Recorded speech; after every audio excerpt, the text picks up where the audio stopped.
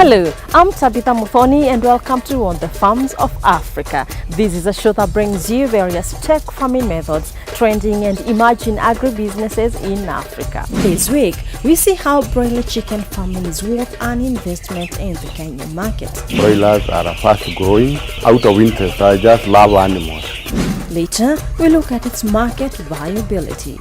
If the farmers can get organized and be together, form a group, a cooperative, where they know that if they are able to engage a certain market, they will supply sustainably, let's say throughout the year, then they can be able to work that way. The art of keeping birds in Africa has been in existence over the years, and from here, Kajiado County in Kenya, Mr. Wanderi, upon his retirement, decided to venture into broiler chicken farming, and the results have been amazing. Let's have a look at his story.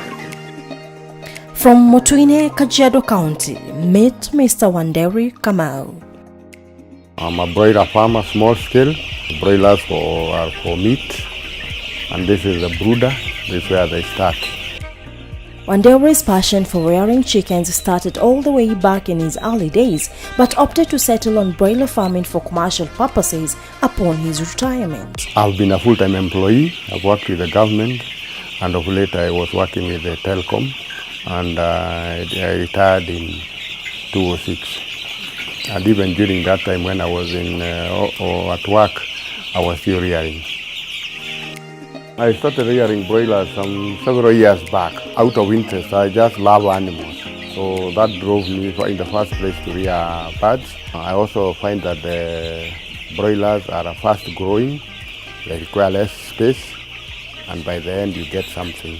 The first was, I love animals, and I felt like rearing birds, taking care of them when they are young until they grow. To me it was fun, but later on I commercialized it. Currently, I'm doing about 2,000 at a given time. I started off with 200 chicks. I've been building it with time. So during those days, it used to take about 8 weeks. Today, it has been dropped up to 6 weeks. Every month, I bring 2,000. So at any given time, I have about 4,000. We buy them from various chick producers. We buy them from Ken Chick. We buy them from Ken Breed. We buy them from Sigma. All these, we have so many chick breeders. Sometimes you find one producer is having a problem, so you run to the next one, like that. A brooder house is a heated enclosure where baby chicks are raised. The initial start, when they are young, you need to have a brooder house. Like where we are, this is a brooder house, this is a room where we do brooding.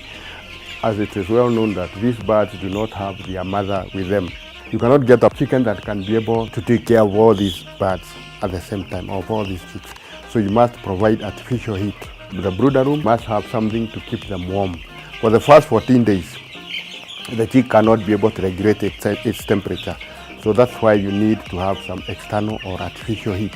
These lights here we are seeing, these are heaters, and we use these heaters for emergencies, because sometimes you might come and find that the charcoal has burnt out and there is no heat.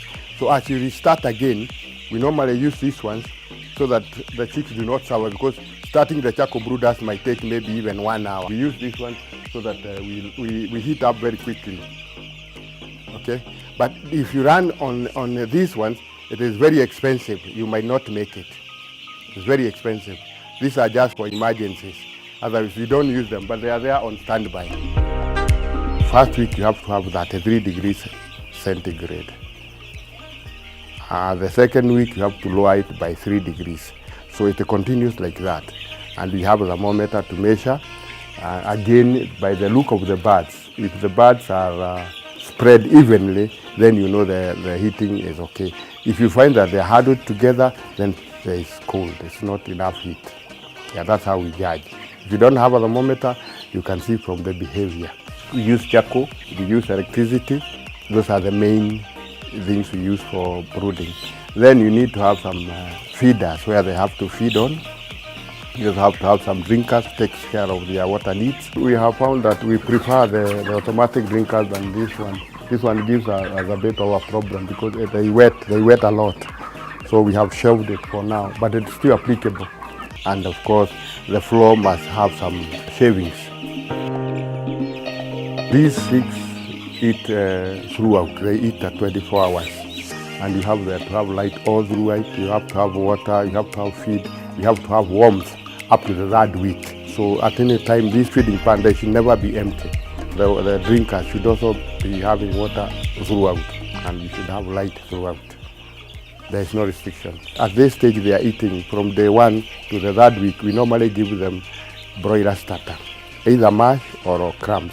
Feed for them. It is formulated, and we buy it when it is already formulated. Broilers can be both cock and the hen. At 4 to 6 weeks, their feeding changes. They are placed on a broiler finisher mash feed, which gives them increased energy and also reduces the protein level. Pellet feed could also be introduced from 6 weeks until it is time to slaughter. When we shift from the brooder room, now we go to the growing room, we change the feed there. Now we start giving them finisher, broiler finisher pellet or broiler finisher mash. This one they take up to the 42 days or earlier, depending on the weight required. If you are doing maybe 1.2 dressed weight, you start selling them at 5 weeks. If you are going for heavier birds, you go up to 6 weeks. They rarely go beyond 6 weeks. These are a mixture of male and female, and the ratio sometimes is 50-50. There's a male, there's a female. So they are mixed. Although the males, the cocks, gain weight faster than the females, they are bigger.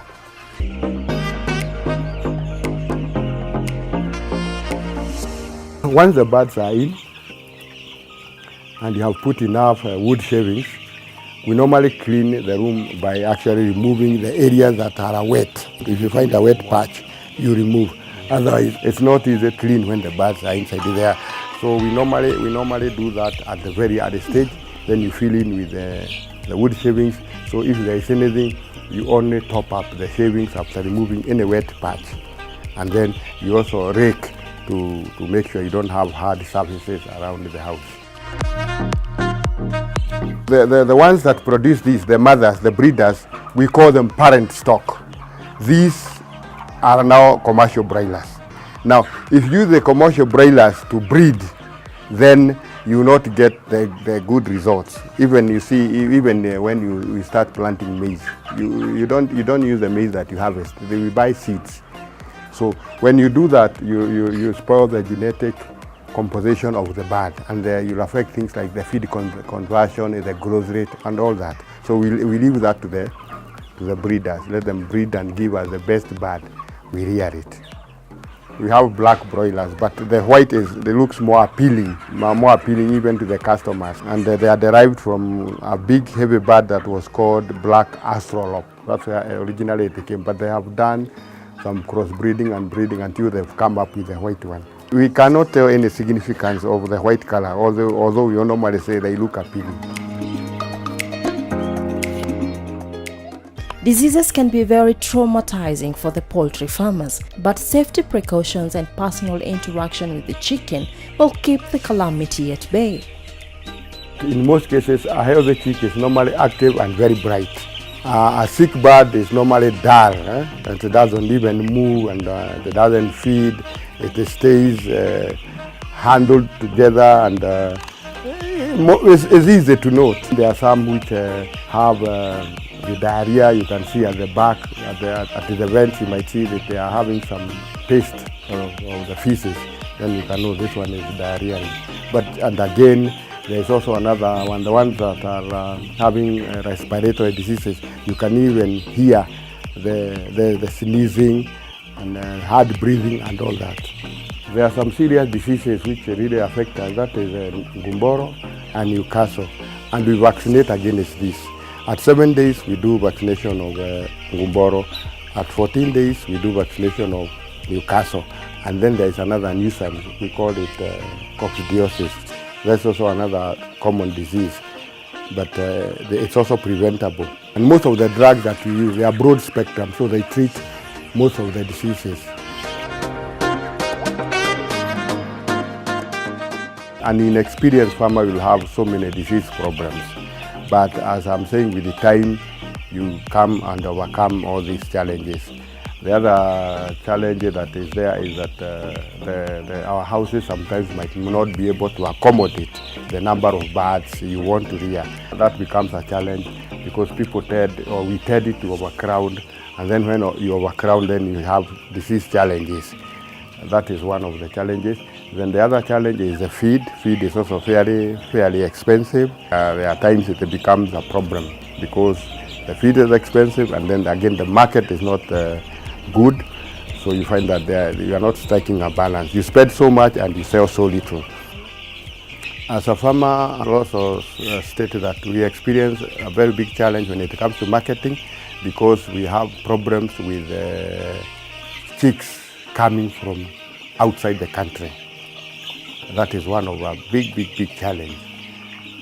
You find that some countries are rearing those birds at very cheap prices. So when they come here in our market, they destabilize us.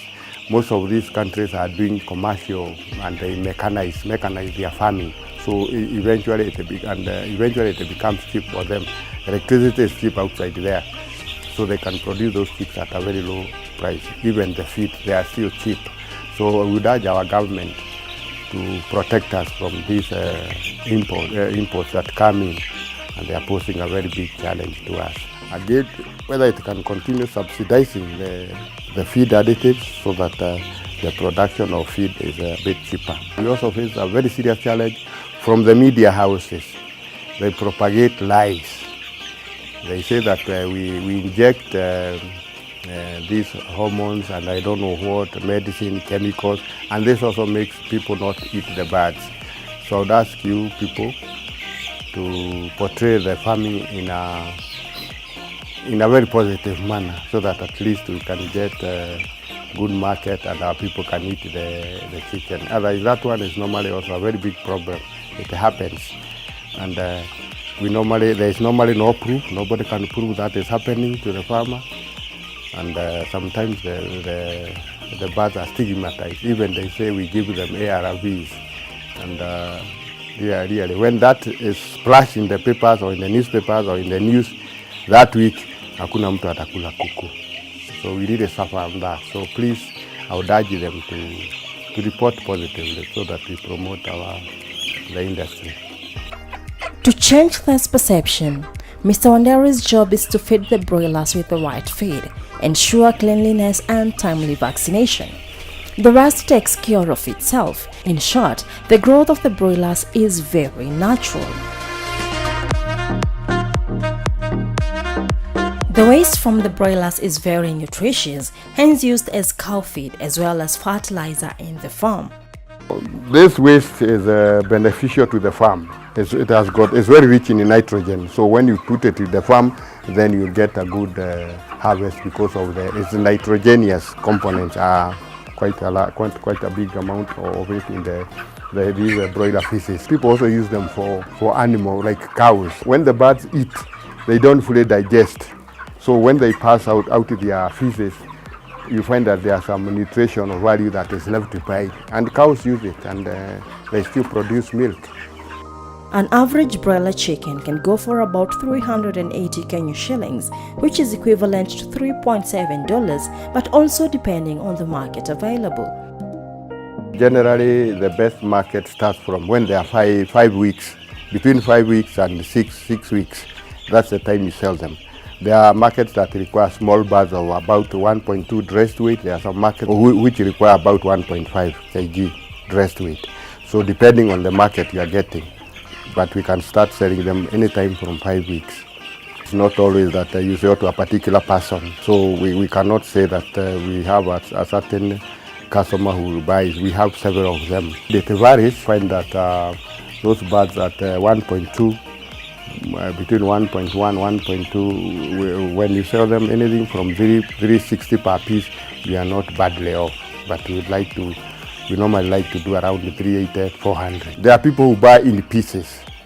There are people who buy in kilos. If you come and sell such a bird for a piece, which is, this bird is about 1.7, you cannot sell the same price this one with another bigger bird like this one. This is already over 2 kilos. So those two birds now, you cannot sell them at the same price. So this one we like selling them now per kg. When you go to piece, the smaller birds, that's one we can sell per piece. And now the per piece normally we talk of between 1.2 and 1.3, and you can have a flat rate.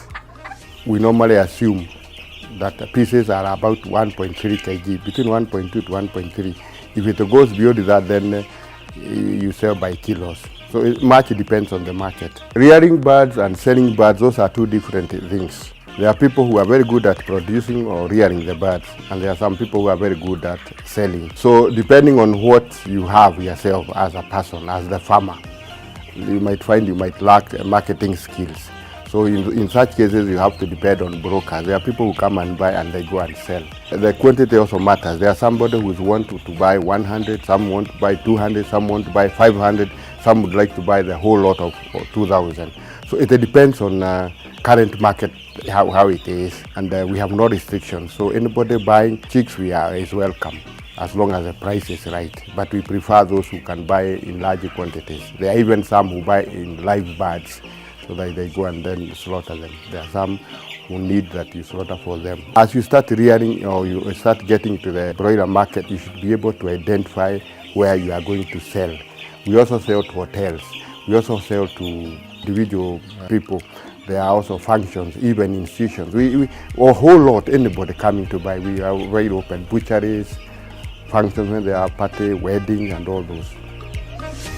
Mr. Wanderi has found this a lucrative investment that has kept him occupied. Ever since I've been doing broiler farming, and I don't have any other job, so I wouldn't say it's very bad because I've been surviving on it, and I will still encourage more people to do it because there are quite a number of benefits.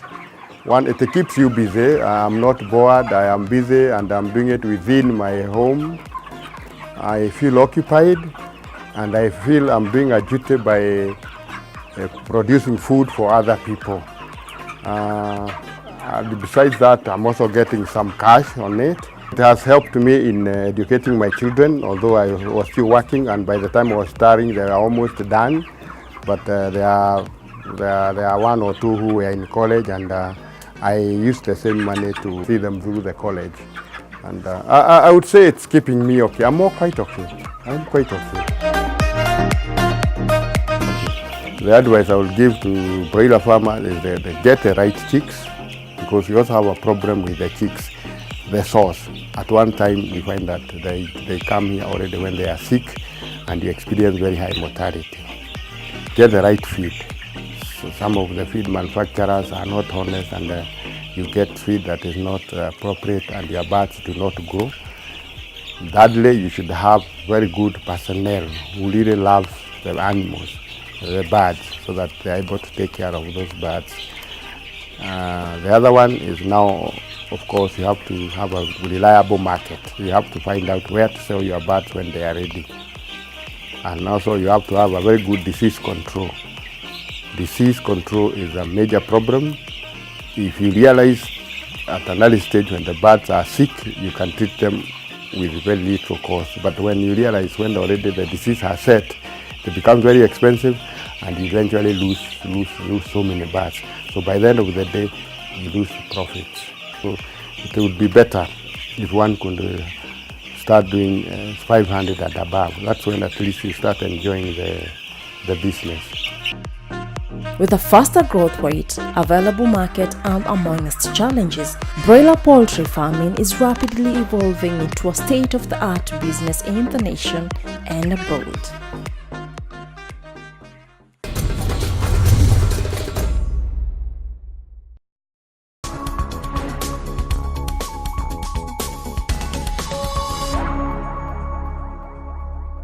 Next, we talk to Wairimu Kariuki, the chairperson of Kenya Poultry Farmers Association. But first, here is a look at her profile. Barely 18 years when she started poultry farming, Wairimu Kariuki has reaped heavily from owning a chicken farm to being a supplier countrywide. Driven by passion, Wairimu has stood the test of time. She has trained in community development and social work, women in leadership, production and management in the poultry sector. Wairimu has undertaken different courses in various institutions and earned diplomas, notably from the Catholic University of Eastern Africa. She has won various awards such as the National Presidential Award as the Best Mixed Small-Scale Farmer in 1994 and 1995. In 1996, she won the Best Women Group as chair for Ngong Division Agricultural Show. Wairimu Kariuki has accomplished a lot. She spearheaded the formulation of a national poultry policy adopted by Cabinet Sessional Paper No. 6 of 2013 in the years 2007 and 2009. In 2004, she steered the establishment and registration of Kenya Poultry Farmers Association. Since 2003 up to date, she is training communities in 7 counties in the country: Nairobi, Coast, Eastern, Central, Rift Valley, Nyanza and Western in HIV/AIDS home-based care, basic business skills, good governance and table banking. Currently, Wairimu is the chairperson of Kenya Poultry Farmers Association, an umbrella body of poultry farmers in the country that seeks to advocate for the rights and needs of farmers. She is also the vice president of Poultry Association of East Africa and a board member of the Kenya National Farmers Federation, representing commodity associations in the board. I'm a farmer for quite a number of years. And professionally, I'm trained in community development and social work. Kenya Poultry Farmers Association is a national organization with what we call branches. Branches represent the districts. We have not yet devolved to the county level. So Mr. Wanderi is one of our members who chairs the Nairobi West District. So that's our relationship in terms of the structure.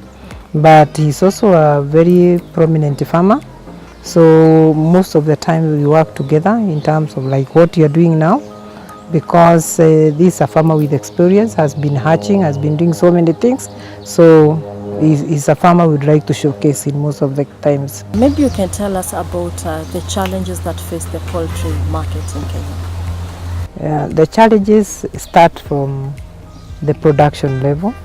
Because when you're producing, you need inputs like the feeds, inputs like the equipment that you use, inputs like the day-old chicks, and you also need the knowledge. You find that we need to impact the knowledge on the farmers on how to produce and to manage. So because what you take to the market is determined by the way you have managed, the way you have produced, because that is what will determine whether you get a profit, whether you have quality products will be determined by what you do at the farm level. The challenges that we have mainly are in terms of quality, because even when we were forming the organization, it was formed around the challenges that we were facing.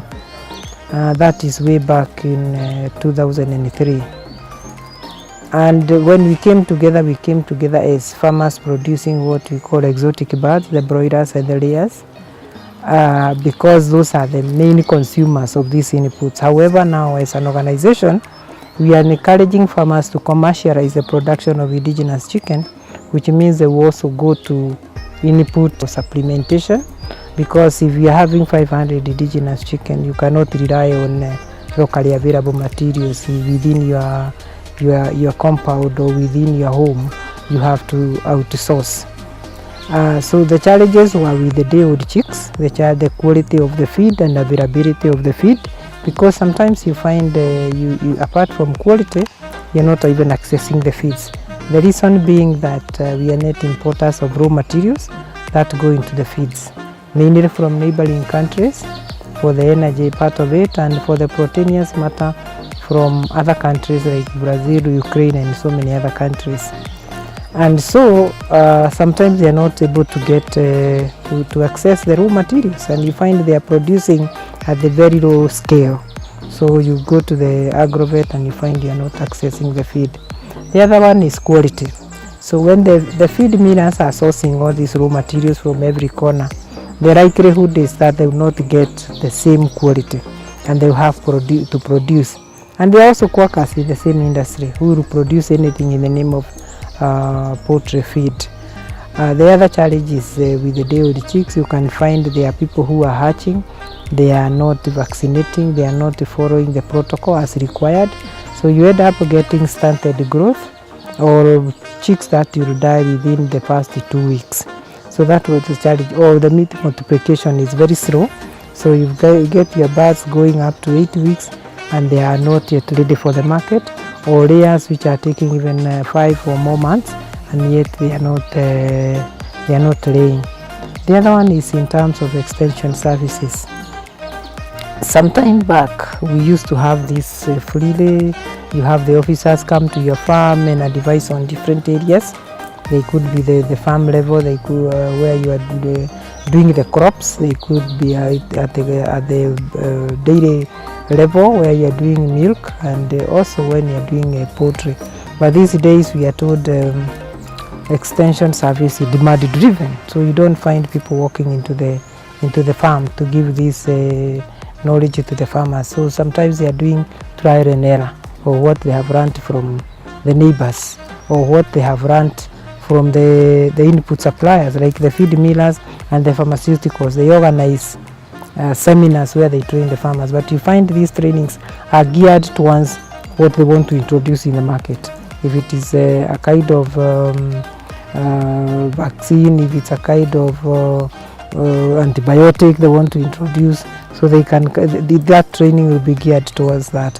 If it is some new feed that is being introduced to the market, then you find that the training is geared towards that. But there is that holistic production and management training that the farmers need outside the feed, outside the pharmaceutical, because the other things like housing and all that that you need to do, and vaccination and all that. So that is also another challenge, that we are no longer getting extension services. Then now we come to the market. You find the farmers have produced and they are not able to push what they have produced to the market. There are so many reasons why we get this challenge. Personally, I ask farmers to work backward. That before you get into the business of producing, just know who is your market. It's also tricky because when you go through for market, you are expected by the person you are asking for market, if it's a butchery or a hotel, to be having ready produce, that you can take the meat or you can take the eggs tomorrow.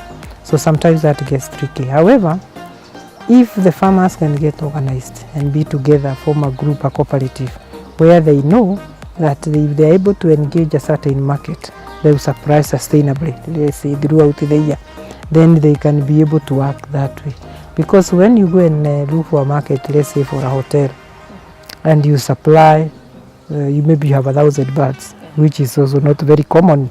Many farmers have 200, 500 and that kind of thing. And you supply your 1,000 birds, and you don't have others that are following. Maybe you need a 2-week break or a month break.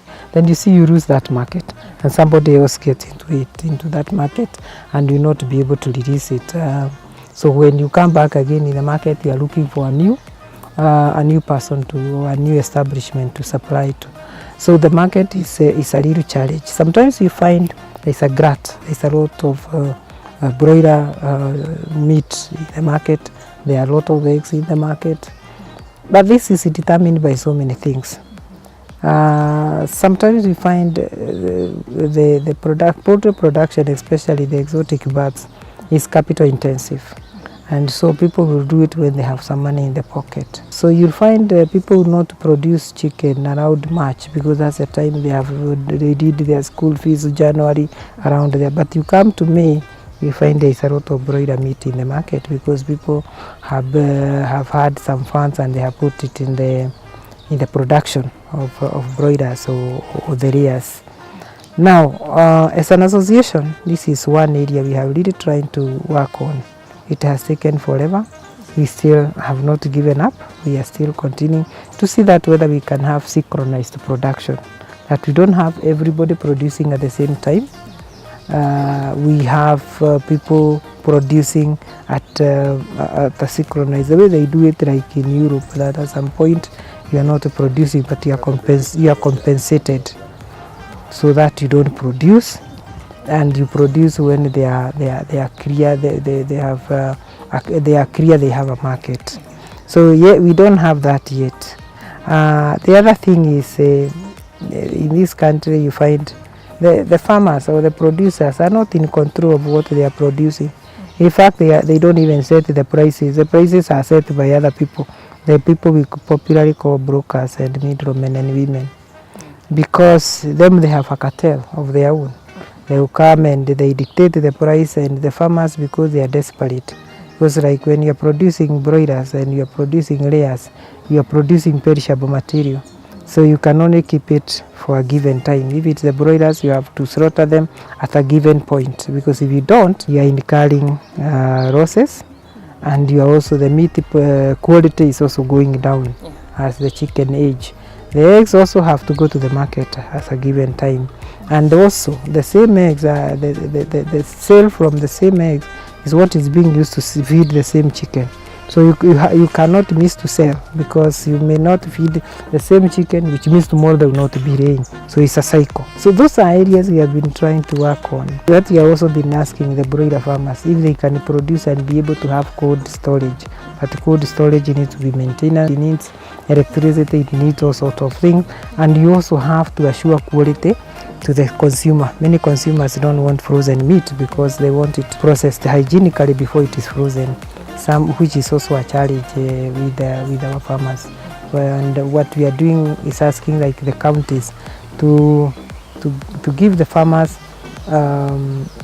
slaughter slabs where we can be able to hygienically process and be able to compete with the big companies in the market, because why farmers also don't get market outlets, especially for broilers. In the big hotels. The big hotels want to be assured that their chicken are disease free.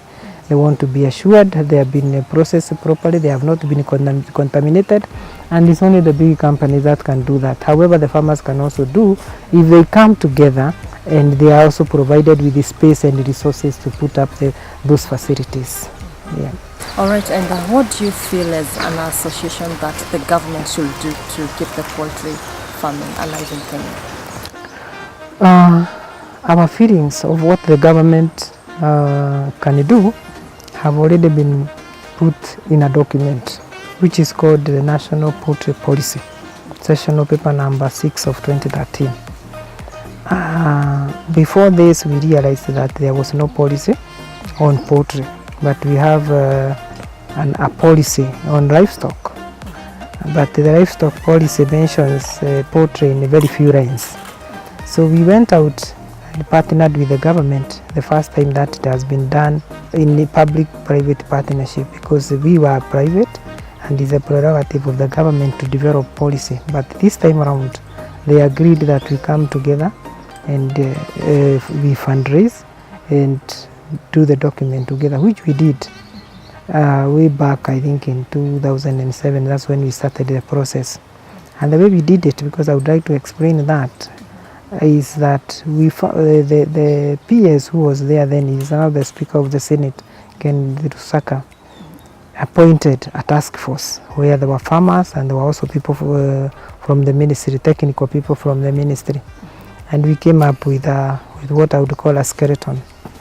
And from there, we went to every province. That time we were working with the provinces. We went to every province where we had invited people, different stakeholders, NGOs, faith-based organizations, and we went through what we have, and then they also added to what we have, what they thought there, because there are special, issues about poultry. I also came to learn a lot. You find there are special areas that you may think they are not important, but they are important in given regions.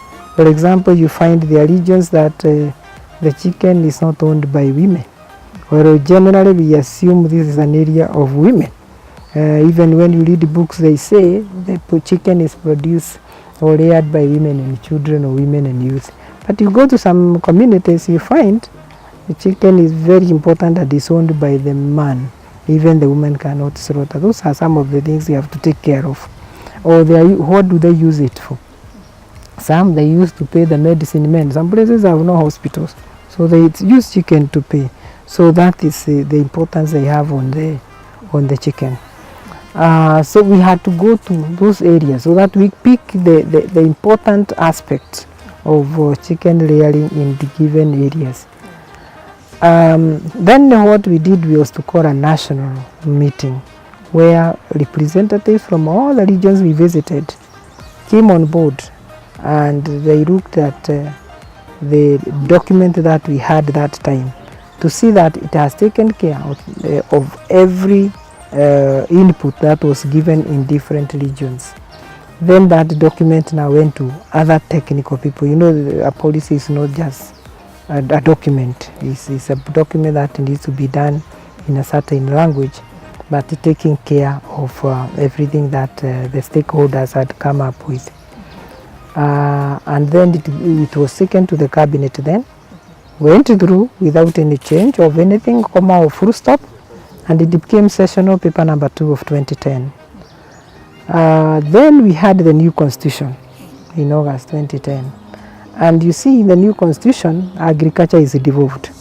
But our document had not taken care of that. So we had to go back and come up with another document, that is a sessional paper number 6 of 2013, which brings in now the county government. And we went further and developed an implementation framework. So when you go to that document, you'll find the implementation framework with who is responsible in what area, and even how much it costs to do the kind of proposed activity in the framework. So those are some of the areas that we have tried to see that the issues or the challenges that the government need to address is in that document. Everything is that document. We didn't stop there. We also developed a poultry development board, a bill. It is a special gazette notice number 197 of 2012. And in that bill, it is proposed that we have a poultry development board with a stipulated number of membership and even who is going to be a member of that board. And this is the board that is supposed to oversee poultry production in this country. So we have worked out on what we expect the government to do. What advice would you give to a youth or someone who is venturing into broiler chicken farming? Like any business, I would say first of all study the market, because the market can be very frustrating. And like I said earlier, you are dealing with the perishables. So if you don't have market, then you'll be very frustrated because you sell at throwaway prices. That's not all. Before you even go to the market, you have to produce. Make sure you have the knowledge on how you produce. You have all the details, when you work, the schedule of vaccination, the feed, how to monitor growth and all that. Because that will determine by the end of the day what is that you produce and what is that you are taking to the market. And consistency. Are you supplying sustainably to your market? And if you are you able to sustain that market for a given period?